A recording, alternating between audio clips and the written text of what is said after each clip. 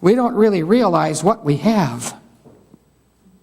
If we'd ever start really believing what we think we believe, we would see a lot of miracles come forth. But don't worry, the time will come when they will, out of necessity. For as much as thou sawest the stone that was cut out of the mountain without hands, and that it brake in pieces the iron, the brass, the clay, the silver, and the gold, the great God hath made known to the king what shall come to pass hereafter. And the dream is certain. It's certain. And the interpretation sure. So 4 empires would come. But the fourth was different. It seemed that there were 2 stages of it. To cement that fact, let's turn over a couple pages to chapter 7. In Daniel 7, I'm not going to read all of this for lack of time, but I can tell you that Daniel saw 4 beasts rise up out of the sea. He's looking at the Mediterranean Sea. The Germans call it their Mittelmeer, Middle Sea. All the known world surrounded the Mediterranean Sea. To the utmost west were the poles of Hercules or Gibraltar. You go to the utmost east, you come to the land of Israel. And of course, Africa to the south, Europe to the north. The Middle Sea, the Mediterranean Sea. Something rises up out of the Mediterranean Sea. 4 beasts. The first was like a lion, and it had 2 wings. This, of course, was Babylon again. Nebuchadnezzar, the Babylonian Empire. The second was a bear with 3 ribs in its mouth. And he heard a voice saying, "Arise, devour much flesh." The second beast came up out of the Mediterranean Sea as well. Always the Mediterranean Sea. That was the Medo-Persian Empire, represented by a bear, because as you know, if you read in Daniel, it tells you how their law could not be altered, it could not be changed. Boy, we could use that here, changing everything on us. Anyway, the third beast was really strange looking. It was a leopard with 4 heads and 4 wings. This was the empire of Greece. You can look in history. This did happen in exact sequence that I'm telling you, and that the Bible said it would happen.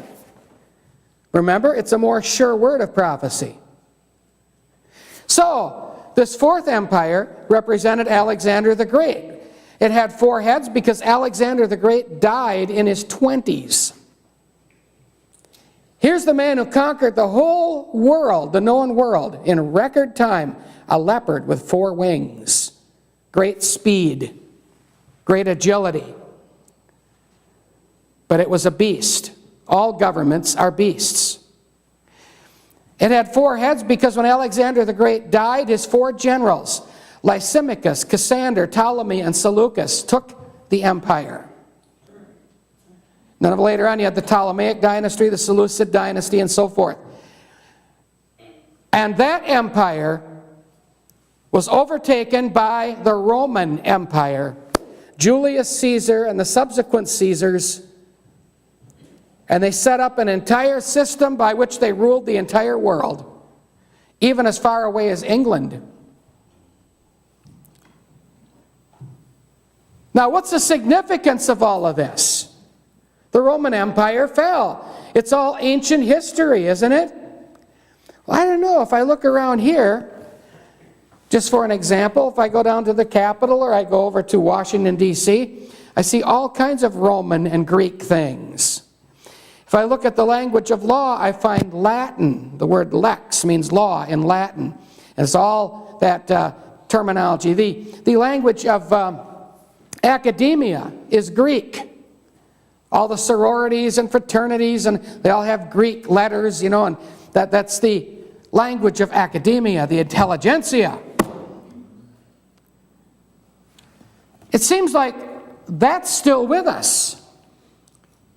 There's fragments of these empires are with us, and the fragments are coming together. Now, Daniel, in chapter 7, saw these beasts come up out of the sea.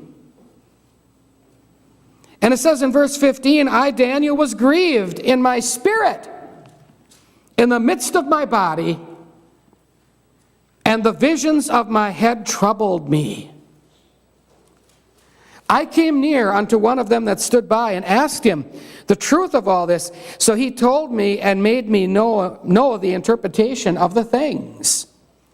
These great beasts, which are four kings which shall arise out of the earth. Kings also meaning kingdoms. Now I'm leading up to something here. I'm going to bring this up to date very shortly. But the saints of the Most High shall take the kingdom. Hey, this is good news. Now you can praise the Lord. And possess the kingdom forever, even forever and ever. Now we can praise the Lord. We know the outcome. Then I would know the truth of the fourth beast. All of it intrigued him, but he had to find out this fourth beast. What was this all about? This strange, bizarre beast with iron teeth that not only destroyed, but stamped the residue of what it destroyed. Then I would know the truth of the fourth beast, which was diverse from all the others. He couldn't even describe it, comparing it to an animal. He couldn't. It was just a dreadful looking thing. Exceeding dreadful, whose teeth were of iron and his nails of brass, which devoured, brake in pieces, and stamped the residue with his feet. And of the 10 horns that were in his head, a beast with 10 horns.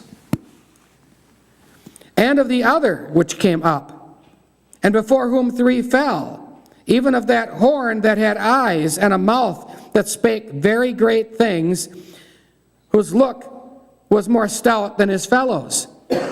You know, talk about a similitude of prophecy. I'm not talking about a direct fulfillment here, but when I saw George Bush stand up on the pile of rubble that was the World Trade Center with a bullhorn talking to people, I just couldn't help but think, here is a representative of that beast stamping the residue of what he destroyed, and he's got, all you could see is that big bullhorn and 2 eyes.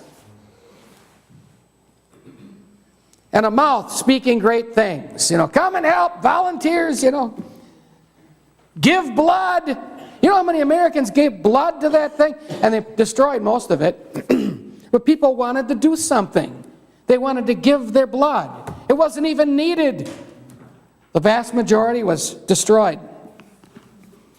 But anyway, here we see he's wanting to know about this particular beast.